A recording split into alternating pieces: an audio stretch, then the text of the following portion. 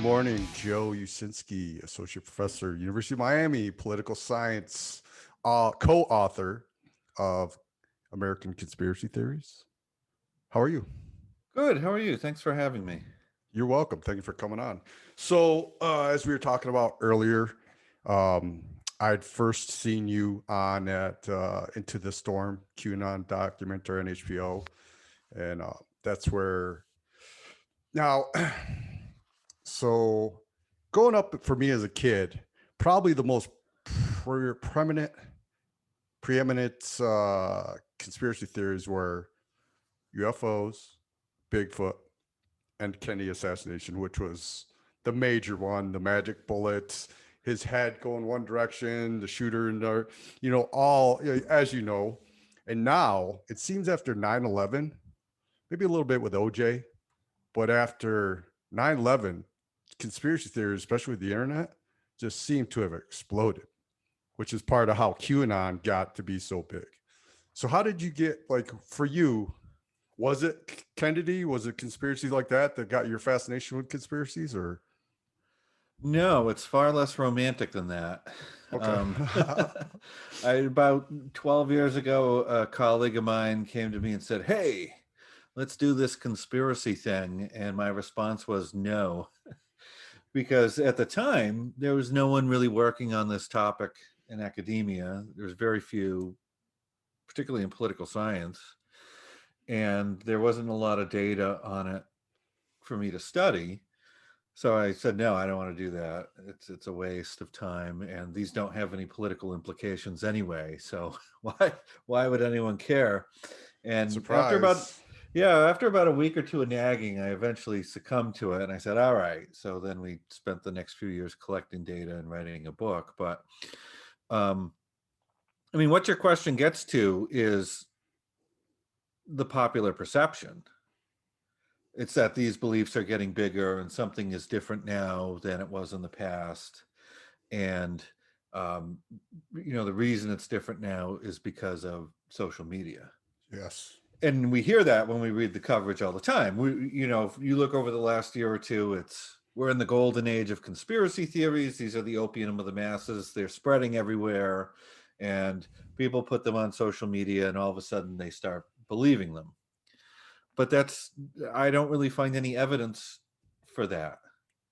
So the neat thing is when you go back and look at polling of who believes conspiracy theories over time, in some case going back decades, long before the internet era, we're not finding any increases. So Really? people believe them at about the same amount that they have prior to social media, prior to the internet. Um, and just to give you one example, I mean, JFK, a few weeks after the assassination, 50%, 50% of Americans believed that there was a conspiracy to kill the president rather than a lone gunman. By 1975, that went up to 80%. And it stayed there for 3 decades. Only in the internet era has it come down. So the point there is that you can have tons and tons of people believing conspiracy theories, supermajorities, no internet needed. So it's not the case that social media is driving all this. And I don't find any conspiracy theories in my polling that gets even close to the Kennedy numbers from the 70s. Yeah, that was, I mean, I can't remember that forensic scientist. He was always on the documentaries, bald-headed gentleman, very knowledgeable. And when he talked about the direction of the head, then you're kind of like, whoa. And then it put that whole magic bullet. But yeah, that was it. And then Bigfoot, growing up as a kid, and then UFOs. My mother swears she saw a UFO. To this day, she said she was driving. But now, as we've just recently has come out with the government releasing about UFOs. So you don't see an increase. Do you see an increase in, it seems, for example, going to QAnon, that 8chan, 4chan, whichever when it was at the time, the gentleman in New Zealand who went to that mosque and had Mhm. posted, like, just before he left the house, like something big is going to happen today, or Heil Hitler or something like that. And then he, as we all know, he broadcast it live on Facebook as he was assassinating all these people at the synagogue. Do you see an increase though, as far as action upon people taking it so like literally, these theories, like action like that, and Pizzagate, and the Capitol insurrection? Do you see an increase in people taking actual action in their, because they believe so much in these conspiracy theories? Um, it could be the case that that's happening, but it's not clear that it actually is, because it's, the events you're bringing up are just sort of random one-off things. And this is the interesting thing, is that it seems like people believing these theories more now because we're paying more attention now. Yeah. And that's for Media. and there's two big things going on. One is that the media is covering the topic incessantly. So if you go back in time and look at media coverage of conspiracy theories 30, 40 years ago, there's barely any coverage of it. But now there's tons of coverage of conspiracy theories. Journalists are writing about conspiracy theories all the time. And major newsrooms all have teams dedicated to reporting on conspiracy theories, misinformation, social media stuff. So it's getting a spotlight shined on it that there wasn't before. So we shouldn't confuse two things. One is the amount of something and the amount of attention that gets paid to something in the media. Right. Then the other issue is, over the last few years, our political leaders have engaged in a lot of conspiracy theorizing. Yes. So that, because elites have a lot of access to the media, they have, the bully pulpit, they can get their messages out there. So if they're engaging in misinformation and conspiracy theories, that has an outsized impact on public discourse because they're elites. But media coverage and elite rhetoric are not the same as public beliefs on a particular matter. And we have to be very clear, because sometimes the causal arrow is going in different directions. So, Trump can come out and say a bunch of conspiracy theories, but he's not going to influence people who don't like him and don't listen Yeah. to him or don't Oh pay yeah. attention. So oftentimes what winds up happening is that when politicians share conspiracy theories, they're often preaching to the choir and not creating new converts. Now, with the media and that term fake news has come out, and we're starting, have you read Matt Taibbi's book, Hate Inc., where No. he discusses how, Fox News has their agenda, caters to theirs, CNN, and all the advertising is geared towards their particular market, viewership, CNBC or MSNBC, all that. And so he says there's very few credible journalists out there who actually do their fact checking. And it seems we're seeing a lot of that they'll jump on something that Trump says without researching it. Like when he, for example, recently the Wuhan lab, where we're trying to figure out, no, because he said it can't be true. And now all of a sudden, come a year later, he's out of office. And now we're like, maybe there is a possibility this could happen. But at the time, if you had believed what he said, then you'd be considered a racist or some ist, because you are agreeing with Trump, where it becomes that political divide now with conspiracy theories as well. So basically, I mean, unless something's changed in the last day or two, I mean, the way I see it stacking up now is that we don't know exactly how coronavirus started. So once you say that, it's sort of full stop. We don't know, right? We can entertain hypotheses about it and say, well, maybe it leaked out of a lab, maybe it was, came from an animal transmission. But we don't know, and the only thing you can really do is try and study it and trace it back as best you possibly can and have experts do that. So when people were saying a year ago, oh, this came out of a lab, they didn't have very good evidence for it. whether it's true or not, they didn't have evidence for it at the time. We don't have great evidence for it now. It doesn't mean that we shouldn't entertain it and shouldn't investigate it. We should. Um, and I think sort of what it comes down to is that if you were proffering that maybe this escaped from a lab, you're offering a hypothesis. If you say, I'm convinced it escaped from a lab, then you're sort of getting out in front of your skis a little bit. But if you say, I think this was purposely created as a bioweapon and purposely released to kill people, now you're clearly engaging in conspiracy theory, right? Now, those things could be true, but to me, I just say investigate and don't believe anything. Don't commit to any one explanation Right. until you have the experts gather all the available information. But again, the it seems seems to be a political divide now with when conspiracy theories come up as stuff like when Trump says something or Biden, no, not really Biden yet. Like for example, when Obama, oh, he's the birther, the whole birther Mm-hmm. birth certificate, and then you know what I remember? It was 2012, so he just got elected again, and I was in flight school, and I had a professor. This was in Texas, very conservative state, and he was conservative. And the first thing out of his mouth was, "Why is the government stocking up on ammo?"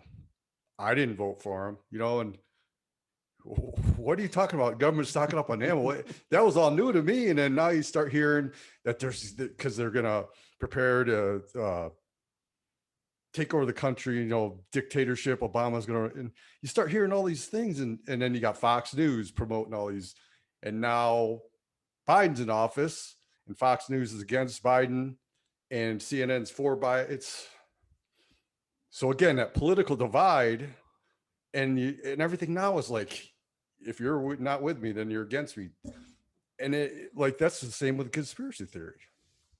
Yeah, so a lot of conspiracy theories have a partisan element to them. So, if you're a Republican, you're more likely to believe that Obama was up to no good or Biden than a Democrat would. And these theories are often pushed by elites and media on either side. I mean, the important thing, and I don't know if this is good or bad news. The bad news is that some people are polarized, and they're getting True. very slanted information. I guess the sort of good news is that most people don't pay attention at all and really don't care. Yeah, unless the So media brings it up. yeah, so it's not the case that most people are going home at night and racing to put on Fox News or CNN. I mean, they have relatively meager audiences. I mean, people get home and they're going to jump on Facebook or they're going to, Mm-hmm. watch The Bachelorette or something like that. So they often get painted this picture in the news. It's like everyone's polarized and hates each other and at each other's throat, but you don't that much attention to has very ill-defined preferences on most issues. Do you miss the good old days when it was just simple, like the Kennedy assassination? We just focused on that, and there was no other. I mean, I can always remember it. Not Bigfoot. I loved hearing about Bigfoot and UFOs, but now it's like, for example, I was in New York City on 9/11, and I saw everything happen. I Mhm. saw the buildings, and then how immediate, oh, just like you said with Kennedy, almost immediately after his assassination, within days, there's conspiracy theories were all over the place, and to hear about how the towers were, that building number 7 was blown up purposely, and the towers, how they fell. They were, you could see the explosive where an engineer say no, the way it pancaked down, that concrete dust blowing out because the way it was designed to come down like that. And to this day, there are still people who believe the government was involved with the taking down those buildings. It's like, does it make you Yeah, so laugh, or when I are you poll on it, boggled? well, I'm not boggled. I mean, it's par for the course. This Right. is I mean, true. it's when I poll on it, it's probably coming in around 30% of Americans buying into some form of 9/11 conspiracy theory. That's been fairly stable. Maybe it's gone up a little bit in the last uh, 10 or 12 years, largely because it used to be mostly Democrats who believed it, because that was about George Bush, the Republican administration, blew up the Twin Towers. So it was mostly Democrats buying into it. But over the last few years, it's become less partisan. So more Republicans have bought in. So I think it's gone up a few points. But it's last I saw it was between 25 and 35%. I mean, that's sort of standard fare for a lot of conspiracy theories. Is you'll get, 20, 30% saying, yeah, I believe it. It doesn't mean that that's driving their worldview or that's the most important thing that they believe. So the best way I found to measure these beliefs is just by ask people, here's the theory, do you agree with it or not?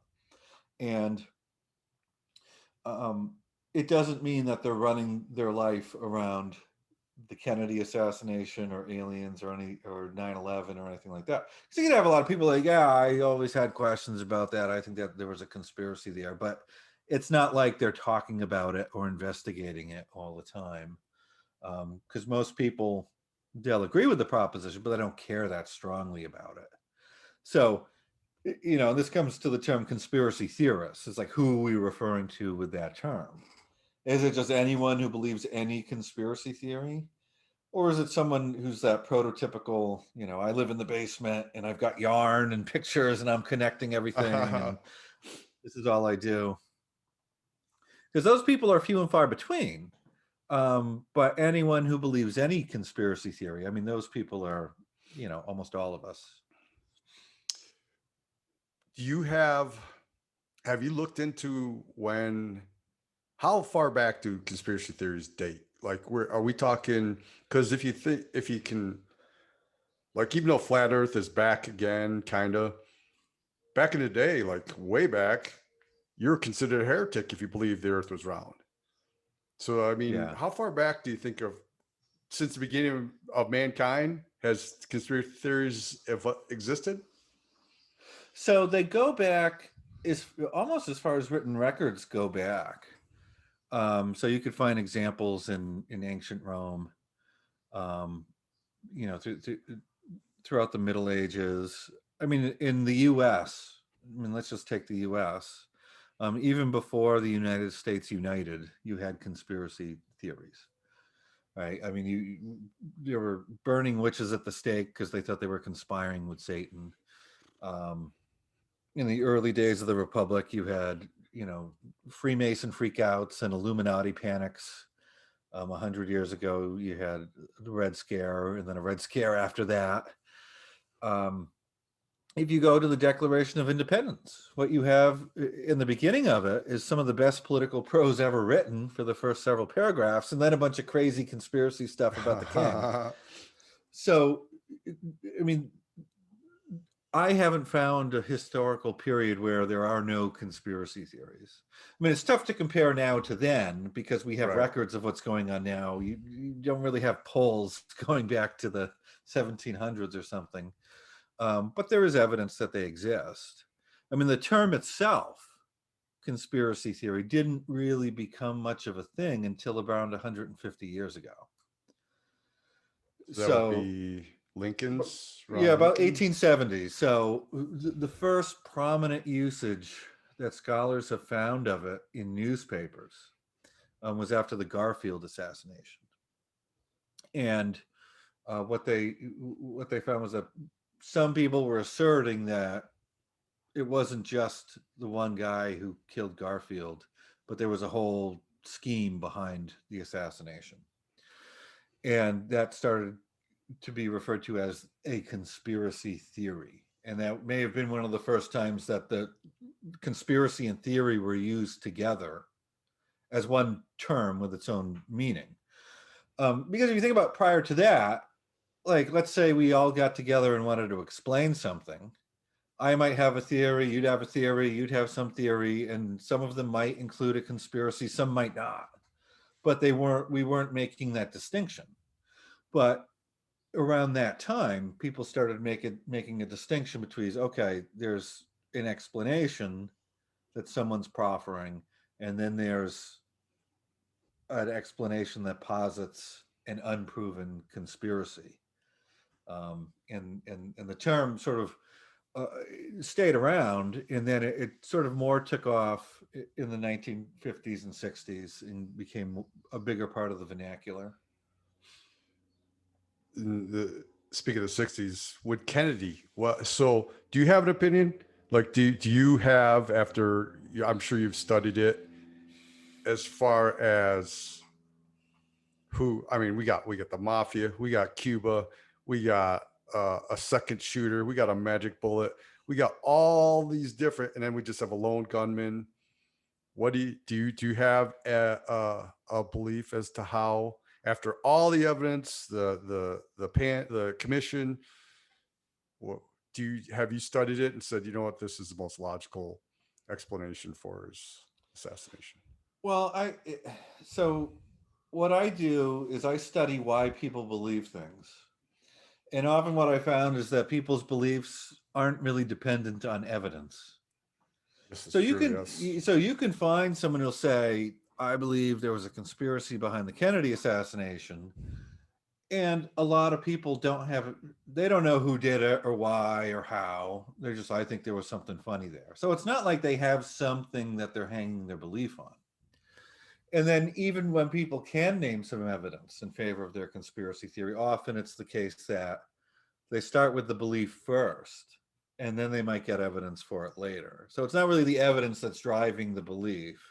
It's more just a post hoc rationalization for the belief that they just sort of came to. Um, I mean, for me personally, I used to be really big into Kennedy conspiracy theories. I mean, particularly when the Oliver Stone movie came out. I mean, I thought that was great when I Yeah. was when I was 16. But having shown the movie over and over again in class for the last decade, having seen You're it so like, many times, the movie doesn't even make sense on its own. And even Oliver Stone says he made up a lot of the stuff in the movie, so it's really not particularly factual. Um, but my view is this: is that I tie my beliefs to um, what the experts say, particularly when those experts say it with open data and open evidence that anyone can go and refute if they want to. So, do I buy the Warren Commission report? Yeah, at this point, I do. Is there a lot of weird evidence pointing in other directions? Sure, but until you have an expert consensus saying this is what the conspiracy was, this is how it was done, and this is who did it. I mean, to me, the conspiracy theories are then just left as hypotheses yet to be supported very well. you with since the internet and forums and like 8chan are so prevalent now, and there's conspiracy theories all over the internet. Do you go and visit those sites and just read what people are writing and try and get an idea of what the current hot conspiracy is, or conspiracy theories that are out there? So this is the funny thing, is that 8chan is used by a very small number of people who are sort of outside the mainstream. So if you're racing to 8chan to discuss something, it's because you probably can't do it on Facebook or Yeah, that's right. Twitter. They won't let you. So I don't think that 8chan is a great read of public opinion writ large. I do look at what these people are talking about on there, but often those ideas are a lot more extreme than what the mass public might believe. Um, but basically, what I do when I want to know what people believe is I'll run national polls, and I'll put conspiracy theories on there and ask people to agree or disagree. And um, it's a pretty good way to track these beliefs because, the way polling's done now, where it's done largely online, it's all anonymous. People are opting in to take surveys the way they haven't in the past. People are very open with their beliefs. So even on sensitive topics that in the past people might not have wanted to admit to on a telephone call with some polling company, they're more than willing to admit to in this sort of format. So, I've been tracking beliefs this way for a decade now, and the interesting thing is that most beliefs are largely stable. It's either people believe it or they don't, and it's not going to change that much over time. And the reason is fairly simple. It's that people believe conspiracy theories that match what they already believe about the world. So it's uh, it, it's very convenient that the conspiracy theories that people believe always accuse people who they don't already like, right? And people often like to accuse groups that they don't like rather than groups that they belong to. So it's always the other guy who's conspiring against us, but never me, never my people, never my group that I'm in. It's always the other guy who's doing it. And to me, I think that's incredibly convenient that that no matter what side you're on, your side isn't the You're one always right. conspiring. Yeah. It's always the other side that's the bad guy. Yeah. You guys are So the good guys.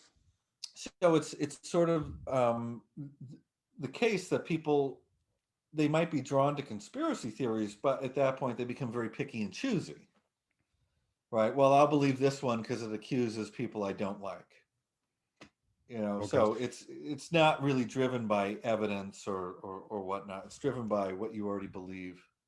Do you study you're speaking of groups, that whole dynamic behind the personalities where people need to also, like you said, they're accepted because we all have the same beliefs.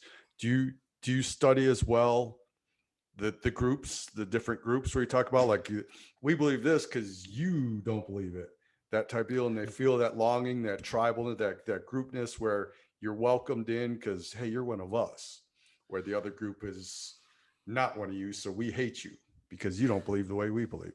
So a lot of what I do on the surveys is not only ask people what conspiracy theories they believe in, but I ask other things about them too. So race, gender, where they're from, um, and I ask about a whole bunch of their personality traits, and I measure their different psychological characteristics. And from there, what we can do is model out using all this data what are the factors that seem to be driving people to believe particular conspiracy theories. So as I mentioned, if you're a Republican, you're more likely to believe theories that accuse Democrats and vice versa. But it works with race too, right? Different racial groups will tend to see that they're the ones being conspired against by the other groups. Uh-huh. Religion's the same. We find the same thing. So it where you are sociologically, the groups that you belong to will identify with that group. And if you are inclined to conspiracy theories, you will pick ones where you're the victim and the other groups are the perpetrators. So a lot of this is, oh, I got evidence for whatever random theory. It's, I believe theories that align with how I view group interactions and in how I view who the good guys and the bad guys are. So, um, I mean, some conspiracy theories aren't necessarily like that with partisanship. Like, it's not like only Republicans or only Democrats believe the moon landing was faked, right? There's nothing Oh really God, I forgot partisan about there. that one. Yeah, there's nothing really partisan about it, right? But um, so all you really have to be drawn to faked moon landing theories is I don't trust the government. I believe that the government pulls off these big conspiracies, and that's all you really need. I think that's why the UFO one is very non-polarizing, because the government is hiding information from us. From Roswell to, the videos that they're now putting out, and now they're renaming it what, unidentified aerial phenomenon instead of UFO. So they're putting a new term that way. It's not really an object. It's just something we can't explain. But again, people think that, we got these aliens in Area 51 from 1950s. We're still studying them and the technology they brought with us. And, you know, Joe Rogan's huge on pushing that agenda, and how squids, he believes octopus and squids are from another planet. And there's certain aliens. He talks about the footage and the um, that they have now with something that went from 80,000 feet to 10,000 feet in a split of a second. But then he had Neil deGrasse Tyson on there, and he kind of debunked and had an explanation for the angle of the camera and all these things. And you have gentlemen like him who can, in theory, present facts, as opposed to just people coming up with these theories themselves without the facts, just seeing footage of some object in the sky moving in a certain way, and it just can't be from this earth. So I Well, can see. I mean, that's the whole term. It gets kind of confusing, right? Like it's unidentified flying object. Well, if it's truly unidentified, then full stop. Right, because You what don't is get it? to Yeah. make up anything after that. Yeah, because if you haven't identified it, then we don't know what it is, and you don't get to say, "Oh, well, that's an alien," right? Either it's unidentified or it's not. So, so if we're saying it's unidentified, but even I think UAP might be a better term. I don't know who decided on that. They seem to be using it a lot more now, but because sometimes you might see something in the sky, it's not even an object, right? The camera could be picking up on whatever, on some lens flare, who knows? So it might not necessarily even be an object, and it might not be flying, it might be floating or, whatever. So, but you're absolutely right. I mean, the videos that I've seen, you could see there are a lot of people out there who can just quote unquote debunk them, where they say, here's one, and this is what the UFO enthusiasts are claiming, that it's flying at 1,000 miles an hour and making a right angle turn and this and that. You say, well, we can explain that with the camera. We can explain it with just how two things are flying in different angles, different speeds, and how the camera reacts to that. Um, there's a there's a researcher in this named Mick West who's done a really good job at sort of taking each video one by one and then showing, what a likely explanation for it is. So, I mean, my view is that a lot of these can be explained, not with 100% certainty, but I mean, to me, I mean, you put all the videos together and it's sort of funny because you have a flying pyramid, a flying oval, tic tac shaped one. You Tic have, Tac, yep. some other weird shaped thing. And it's like, oh, the aliens must have sent every model car that they have to come fly around. They can't just pick one shape thing. They got to say, oh, let's send them the pyramid, then the tic tac, then the square. You've heard So it's, you've heard now where, because they're all the sightings from the Navy have been seen way offshore. So now they're saying that they're under, supposedly one of the ships went immediately from the sky into the water. Now they're saying that they're observing us from a distance so we don't see them. So they're staying out in the ocean. So that's another theory that's come up, where they're staying underwater and then they're observing us from a distance. So we don't really know they're out there. And do you believe in UFOs? Do you have any, or do you, yeah, what's I your, mean, which, I think there are different things you could believe, right? So let's start with the most general. Is there life somewhere out there in the universe? I would say I don't have any evidence that there is, but they given the can't rule it vast out? expanses, yeah, I can't rule it out. And given the vast expanses of space, I'm sure there's something somewhere, right? Um, do I believe that they're coming here? I haven't seen any good evidence that convinces me of it, but it could happen. That's completely fine. They could be out in the Um, ocean. yeah, are they in the ocean? Does the government know about them? Did aliens land at Roswell and the government knows about it and is covering it up and have bodies and alien technology? I don't believe that. It could be true, but to me, it just hasn't met the evidentiary threshold to convince me at this point. So, um, I'm not going to get up and stamp my foot and say no, there's no such thing. Instead, what I say is, I'm not yet convinced. So when more evidence, becomes available, I'm happy to entertain it. But I mean, we poll on alien stuff right now. It's very widespread. I mean, you get about, 1 in 3 Americans think that aliens have landed here and the government knows about it and is covering it up. So that's not really a fringe belief. It's fairly widespread. I could see that. I always remember too is we haven't seen a lot of. There was a time when people were saying they had chips, and I'll get to that. There's another thing about chips I'll talk to you about. Implanted, and the aliens, abducted them, and haven't heard much about alien abductions in a while. They used to be kind of like, seemed like there was a period when people were coming out and talking about having being abducted and having a chip implanted, and then they take the x-rays and they see something that is foreign in their body. And so we haven't heard a lot about that lately. People being abducted. Just suddenly we're seeing all this footage of Yeah, I mean, AAPs. I am not convinced that anyone's been abducted. Um, but it could happen, Yeah. but I just Can't haven't rule it seen, out. yeah, I haven't seen good enough evidence. But I mean, this is the thing for me is I don't run around believing everything that I can't rule out, because then I believe all sorts of stuff. It's that what I say is, the fact that you don't believe something doesn't mean that you're claiming that it's absolutely false. All you're saying is, I'm not yet convinced.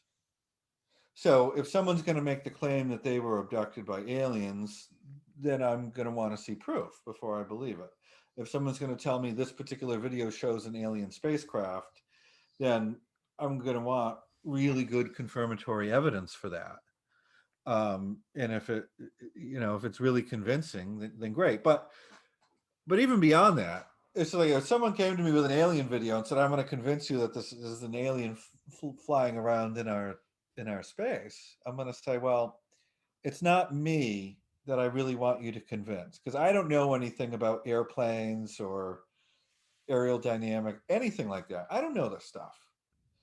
You got to convince people who are relevant experts. Go to them, convince them, and after they analyze it and draw conclusions, then I would be more willing to entertain it." Um, but it's sort of like, oftentimes people who believe these things are trying to convince the wrong people. It's like, I'm not the guy you got to convince. If you think Yeah. there was a second shooter in the Kennedy assassination, you don't need to convince me. Come to me. Yeah. Go to the Yeah, FBI or yeah, the go to the CIA or FBI. somebody. Could convince the people who have relative expertise in investigating something like that. Um, so I'm quite humble when it comes to what I can know about. I only know about one thing, and that's conspiracy theories and why people believe them. I don't really know, about bullet ballistics or anything like that. So if you have a case to make there, then go to the people who know that stuff and can properly evaluate your claims.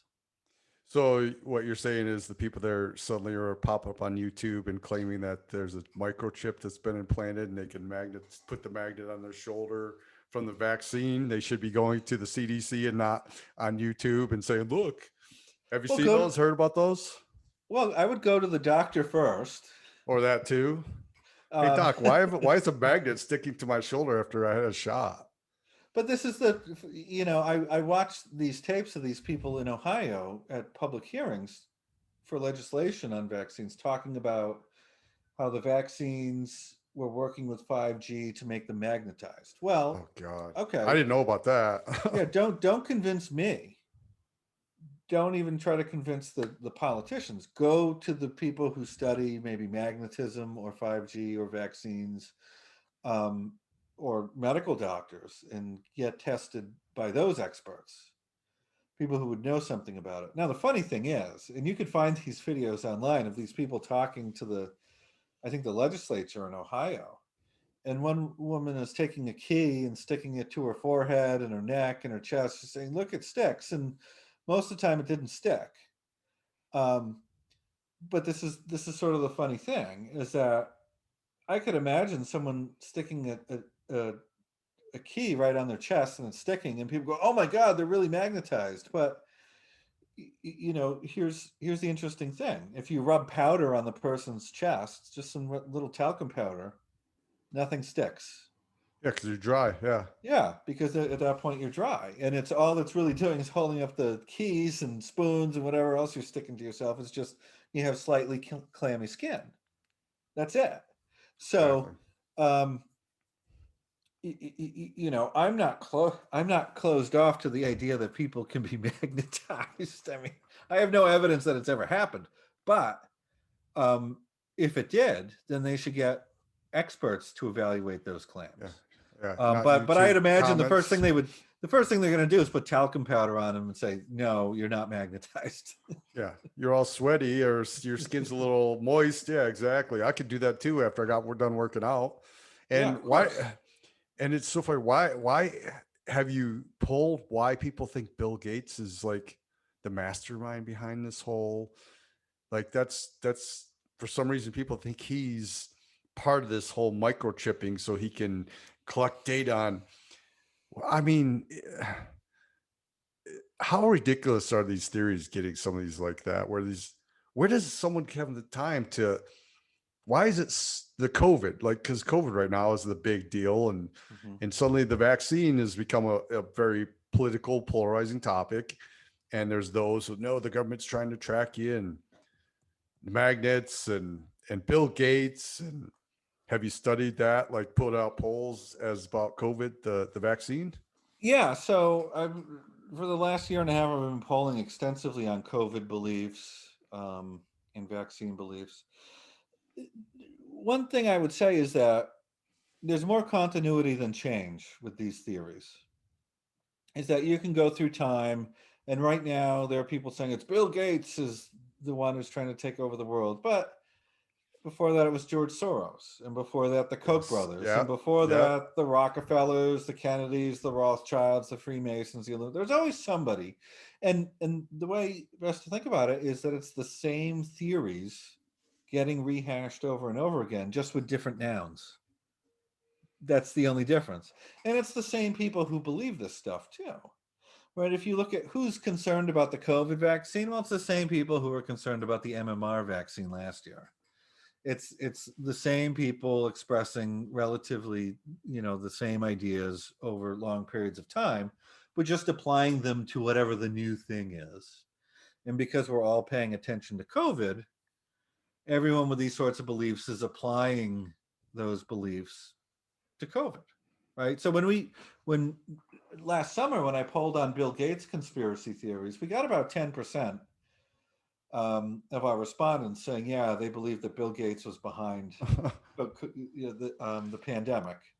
So it's not a huge conspiracy theory relative to Have other. you seen video of him dancing? Do you think he has enough coordination to even, come on? No, that guy, that's enough to tell me he's not that, he's brilliant, but no, just watch him That's dance and that's enough. that's the funny thing is that we often give these wild powers to people we don't like, that they have amazing foresight The and elite. behind the scenes, never get caught, and it didn't work that way. I mean, during the Trump years, I mean, people on the left were making two claims about Trump. One, he's the biggest idiot ever, and two, that he is a mastermind conspirator. Oh yeah, they made it seem like he's this evil genius in the Russians. And I'm originally from upstate New York, and my father always got the Daily News back in the 80s, 90s. And he has changed. For me, he's just on a bigger platform. He's the president of the United States, the Mhm. leader of the world, but he was still Donald Trump, the same Donald Trump that always knew how to manipulate the news and create buzzwords like fake news. So let's think about, is there, if I get what you told me, is there almost a template for the way people believe in conspiracy theories? So for the Democratic side, the Koch brothers. For the Republican side, George Soros. So you got that elite figure, the elites, and then the players, and it trickles down to the general public. But they're always, why do people, what is this, like Alex Jones always talks about the elite, the elite, the elite. Who are the elite? I've always just hear that, and no one can say other than they'll say a George Soros or the Koch brothers. But why is this fascination with the elite part of a So, conspiracy theory? so there's an interesting thing with conspiracy theory. I mean, it's almost inherently about powerful people. So, if you're positing some massive conspiracy, it's almost tautological. I mean, it's the case that the person has to have enough power to pull off that conspiracy. So, rarely do you hear conspiracy theories about the homeless guy living on the street. Right. No one's Somebody concerned about what that famous. guy's up to, Yeah. right? So, generally, we conspiracy theorize about people and institutions that either are very powerful or at least we perceive them to be powerful. And so it's almost tautological. So when you ask the question, why are so many conspiracy theories about elites and powerful people? Well, that's because that's almost what a conspiracy theory does, is that it's positing that powerful people are out to get us, most of the time. um, but I mean, think about it in practical terms. If you were going to be afraid of someone, would you be afraid of someone who's powerless or powerful? Right. Powerful because they can Yeah. do a lot to you. Yeah. Yeah. I mean, so one way we can think about these theories is as sort of canary in a coal mine. Um, People are responding, they're being triggered in some way, tripwired, and they're saying, there's someone who I don't like who has power, and I'm afraid of them, and we need to band together to thwart the things that they could potentially do to us, right? So you can sort of think of it as sort of a bellwether, like um, the and this works really good with presidential politics too. Um, the other side is in the White House, so who are we going to be afraid of? The other side, because they have the power. They're in the White House. They incredibly powerful. So we need to watch out, and we want to make sure they don't win again. So we're gonna band together and we're gonna fight back. Right? Politics ain't beanbag. So um, that's that's how this sort of works, which is sort of interesting when you think about it.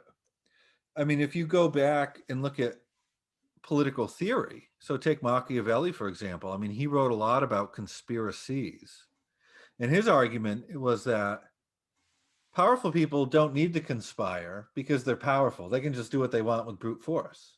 Yeah. It should be the less powerful people who you have to worry about conspiring, because they're the ones who have to operate behind the scenes with subtlety and nuance and cover their tracks and sort of pull strings. But that's not how we think about it in practice. The way we do that, the way we conspiracy theorize now, it's almost always about the powerful people. You know what's funny too is like the Koch brothers, for example. You know, I can't say I lean right or left because if I find a candidate, a Republican that I believe in is going to do a good job, I'm going to vote for him or her. Same with the Democratic side. But the Koch brothers were always portrayed in the news as these, you know, promoting the Republican Party and political action committees, all these things. And it turns out one of them is a very philanthropic, they're both philanthropic, but towards the gay and lesbian community and was supportive. And it's like, but wait, that's not fitting the narrative that I'm being shown by the news that they're Republicans. So Republicans were seen as anti-gay, anti-this, that the more liberal side would believe. And so how, that kind of ruined that theory for me about them being such bad people. I just never understood the whole elite. Have you ever met Alex Jones? Have you ever spoken to him? No. I mean, that's where I started. I don't listen to him, but when I'd see him on Joe Rogan or Howard Stern would play bits from his show where he talked about the elites and the water causing frogs to be homosexual or some shit like that. I don't know. He's an interesting character, but he just goes overboard with his. And I know he was behind when 9/11 conspiracy theories. I remember he was down in New York City with his bullhorn and yelling out stuff and getting that whole thing going. But he's really exploded as far as, but then again, now these people with conspiracy theories are, like you said, are being banned from social media and ended up going on different forums like 8chan, or I don't know what that what's that new one that came out that sort of like Twitter, it's more for conservatives. Is it Gab? Gab, I think, or something. I don't know. But Yeah, there's a yeah. few of them. I mean, or Parlor. So to Parler, me, yes, it's that's it. sort of we've become puritanical about truth, and at the same time, we've become very uneven in how we adjudicate it. So it's you have this whole thing out there. It's like we need to be afraid of conspiracy theories, and we need to ban them from the internet. But if you go turn on TV, conspiracy theories are everywhere. Oh my God, yes. I mean, the History Channel, which I thought was supposed to be about real history, is about, also they have Ancient Aliens, which is about all sorts of alien conspiracy stuff. Um, you flip through other channels, you'll find a lot of cryptozoology, Bigfoot, mermaid stuff. If the biggest show that ever ran on Animal Planet, which I thought was a channel about real animals, was the mermaid conspiracy, where the Navy was killing mermaids with supersonic weapons or something. So it's not like if you removed all conspiracy theories from online that somehow they wouldn't still be reaching Oh masses yeah, of yeah. people. Because there was no, growing up, there was no social media, and but it was all over. Anything Kennedy was always all over the news. Yeah, and you can even so you look at every medium, whether it's news or entertainment, and there's conspiracy theories there, and it's always been there. So it's not like when Facebook rolled out in 04 or 05 and everyone started jumping on it, that somehow that was just we have conspiracy theories that no one else ever had here. No, I mean those platforms just reflect stuff that people already believed. Um, so to me, it's not the case that people are believing conspiracy theories because of the internet. I mean, to me, what's happening is that these beliefs are out there, people accept them or not, and they will express them with whatever communication technologies are available to them at any given time. So it might look like, oh my God, conspiracy theories all over the internet, but everything's all over the internet. Yeah, anything. So one example I give people, when they say, well, I Googled this conspiracy theory and got 1 million hits. Well, so what? I mean, you can Google duck confit recipe and you'll get 7.5 million hits. No one's going home to cook duck confit tonight. So just because it's there doesn't mean anyone cares, or even if they happen to stumble upon it, doesn't mean anyone is going to act on it. What's next for you? Do you have any new books coming out? Are you working on a follow up to your American conspiracy theories? Yeah, so I'm working on a book now called The Dangerous Ideas, about where we are right now in this country with conspiracy theories. Um, and that probably won't be out for about 1.5 years, maybe 2 years, because these things go very slowly. But I mean, to me, there's two problems. One, a lot of people believe conspiracy theories, and sometimes they act on them in very dangerous ways. The other problem is that you have powerful institutions like government and tech companies attempting to censor this content, and that's not very good either. No, not at all. Because you don't want to give power to people um, who have a very strong incentive to squash any dissent or criticism of themselves. So to me, I mean, I don't want to live in a world without conspiracy theories, and I don't want them censored. At the same time, I would rather have people be a little more cautious with what they believe and how they act. When you do the audible, are you going to do the are you going to are you going to hire an actor to read the audible? Oh, that gets left up to the press. My understanding is that to read a book, it takes like a week or two, and I don't know if I Yeah. want to do that. I don't know if I got anyone you. wants to hear my voice for 18 hours. Maybe Well, hire it's someone. like, well, it's yeah. Sometimes you can't tell. Like, there's a few where you're just like, they sound kind of weird, but I guess if you know how the person like speaking to you, what you sound like, and it's nice to hear the words coming from that. But I look forward to it. I've enjoyed this. I'm glad you came on because it's just like you said, it's all over the news. COVID, UFOs. Still, Kennedy comes up every once in a while. 9/11, we're still hearing things about that. And what do you think's next? Can you kind of predict where conspiracies starting to brew? Do you have any? No, I don't make predictions, or I try to avoid them as much as possible.